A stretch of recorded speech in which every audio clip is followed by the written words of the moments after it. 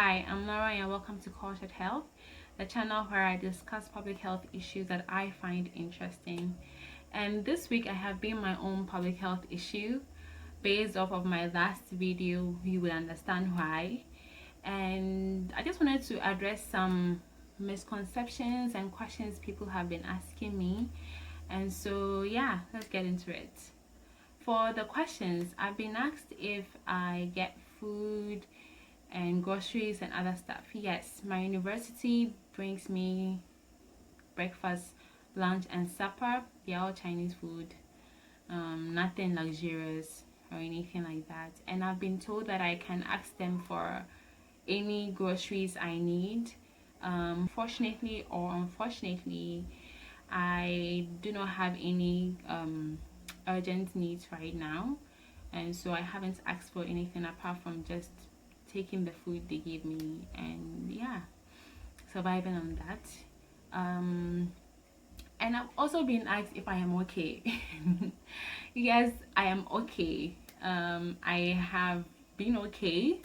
The quarantine hasn't really changed the way I live my life on campus. Actually, I am an indoors person generally, and so I have not like missed going out or anything like that, maybe just to work on campus, but I haven't missed it as much. The fact that this has no basis, it's a discriminatory act, and that's the part that bothers me the most, not the staying in my room part, because I like my room, I like being here, I'm always here. Okay, and then the few misconceptions I've heard are that the Africans, especially the Nigerians in the videos who were evicted from their hotels and apartments, were working and staying here illegally. It cannot confirm to you whether these people were here legally or not. And if they are here illegally, the government has every right to arrest and detain them for illegal papers or illegal work. Before coronavirus outbreak started, that was what was notorious about black people in the city, in Guangzhou specifically, that most people were here with no passports or old passports or no visa, right, or using other people's passports and valid visas. It was a whole mess. So people were being detained and arrested on a regular already here. I mean African people to be specific. So that is not news. The news is the motive behind what's being done to them right now. Is the fact that the government is saying that because of the coronavirus rate of infection amongst Africans, of which we have no basis. The second misconception I have heard is that all locals and foreigners were being tested and the Africans couldn't go to get tested because they are here again illegally.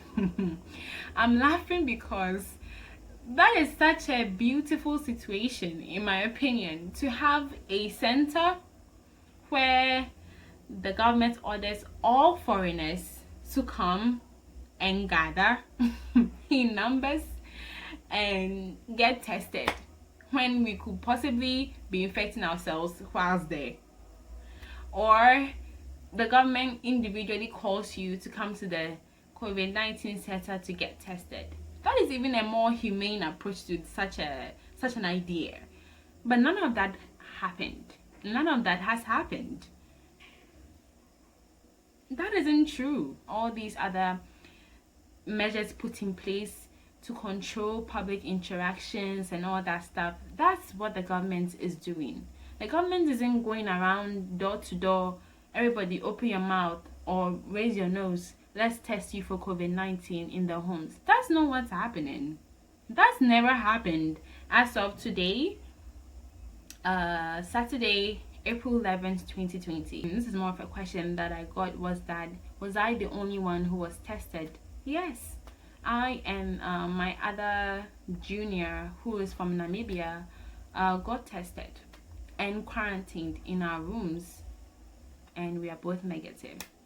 And my other classmates who are not Africans, they are Asians, not Chinese but other nationalities in Asia, were not tested and they were not quarantined either. And so that made it very obvious to us that, oh, it's a black African people thing that's going on, right? And so that just confirmed to me that even in my university, when we have all stayed on campus and all not gone home, stayed in the country, stayed on campus, all that good stuff, it's just the black students that were asked to stay in our rooms and quarantined. Yeah, so apart from these are the most questions I've heard and misconceptions that I want to clear.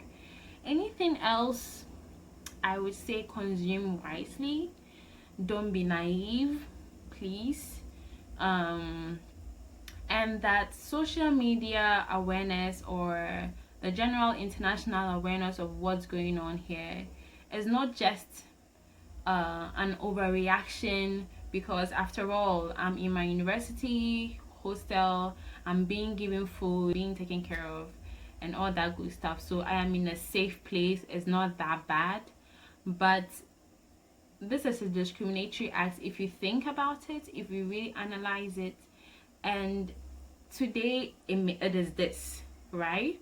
If we don't speak up or bring awareness to such situations to stop them from being discriminatory against us, it's not just about today. Tomorrow they may bring something else, right? So we always have to keep in mind the future, the greater good, the greater purpose. If you don't think it's a big deal, if you think there are misconceptions and we're overreacting and it's for our own good, fine.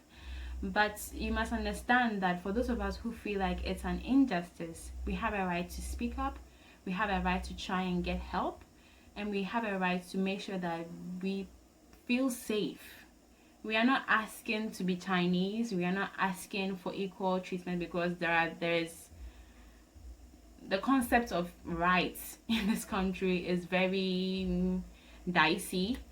It's just that we want to feel safe. That's it. So if after this situation the government still wants to arrest Africans who are illegal here, they have a right to. But then those who are legal, those who do not have any shady situation going on and all that stuff, those people need to be protected. And we need to make sure that these things and certain measures are put in place for that. So I really hope that as you share these videos and you see these videos and you get upset or you are indifferent to it, you understand that it's all for a bigger purpose, right? Okay, well, let me stop ranting and I'll see you in my next video. Thanks for watching, thanks for sharing, and thank you for subscribing. I've seen some new faces. All right, until next time, bye.